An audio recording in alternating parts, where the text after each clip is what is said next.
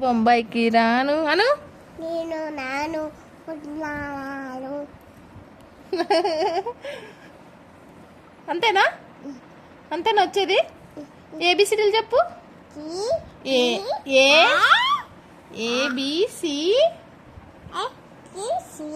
D ఈ ఏయ్ పాలు ఎందుకు వచ్చినాయి మధ్యలో నీకు? ఏబిసిడి మధ్యలో పాలు వస్తాయా?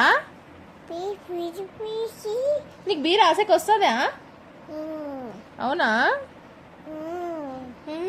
స్కూల్కి పోతావా? ఎప్పుడు వెళ్తావు మరి? నిన్ను తీసుకోరంట వాళ్ళ స్కూల్లో. నువ్వు పోతావా?